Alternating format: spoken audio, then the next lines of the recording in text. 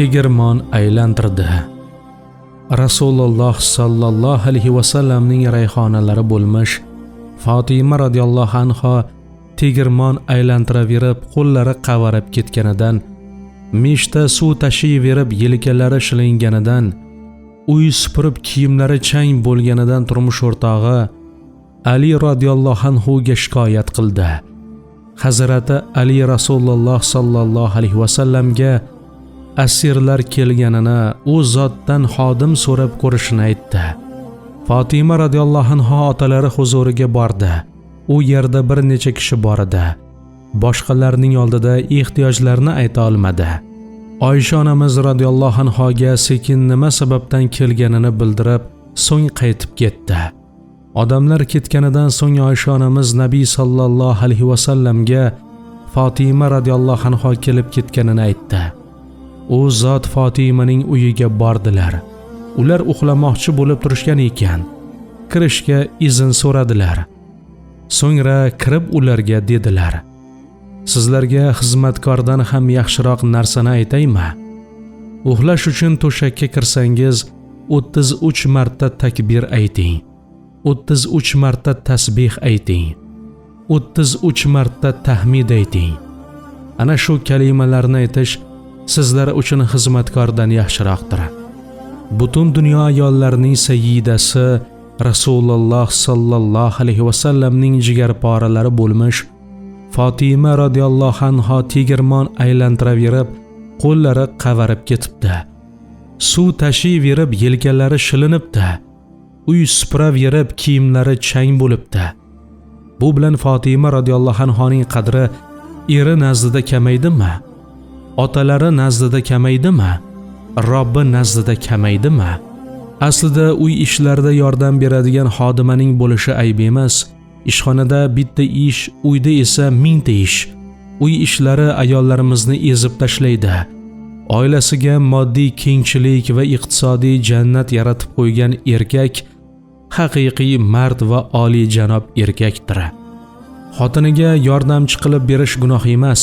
Qizining ehtiyoji borligini bilib, unga xodima hozirlagan ota undan ham oliy janobroqdir. Ammo bu ish uydagi vojibotlarni erning zimmasidan soqit qilmaydi. Er hatto uy ishlarida xotiniga yordamlashib turishi go'zal muomala va sunnatdandir. Agar bu ishlarni mashaqqat deyilsa, bunga muhabbat barmoqlari ila imzo qo'yamiz. Ammo bu hayot, bunda hammaning o'rni tayin.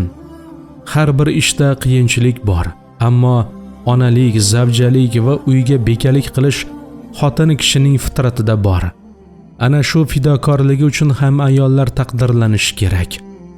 Ularga shirin gaplarni gapirish, vaqti bilan sovg'alar berib, quchib peshonasidan va qo'llaridan o'pib, hayotda o'rni kattaligini aytib maqtab turish ayollar uchun eng katta mukofotdir. Fatima radhiyallohu anha cho'ri emasdi.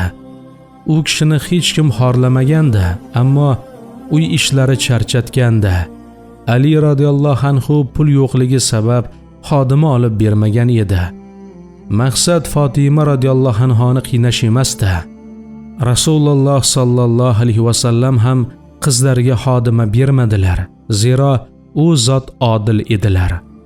Agar Fatima radhiyallohu anhoga xodima bersalar, Madinadagi boshqa ayollarga ham xodima berishlari lozim bo'lib qolardi. Aziz ayollar, sizlar har qancha faxrlansangiz arziydi, chunki sizlar bo'lmasangiz uy ham bo'lmaydi, tirikchilik ham yurmaydi. Har bir amalingizda ajr bor. Shu narsani chin dildan his qilingiz. Uyda qilgan har bir xizmatingizda savobni his etingiz.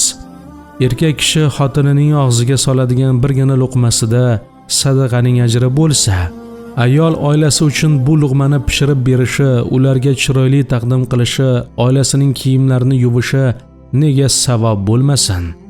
Aziz erkaklar, ayollarimizga idishlarni yuvishda yordam berishimiz erkaklikka zid emas. Ular yuvgan va dorda qurgan kiyimlarini yig'ishtirib olishimiz mardlikka teskari emas. Rasululloh sallallohu alayhi vasallam ham olamlarning sayyidi bo'lsalarda, uy ishlarida ahllariga yordam berar, qo'ylarni sog'ar, kiyimlarga yamoq solar, yirtilgan kovushlarni o'zlari tikar edilar. Rasululloh sallallohu alayhi vasallam shunday ishlarni qilgan bo'lsalar, endi biz kim bo'libmiz u yumushlardan bosh tortgani?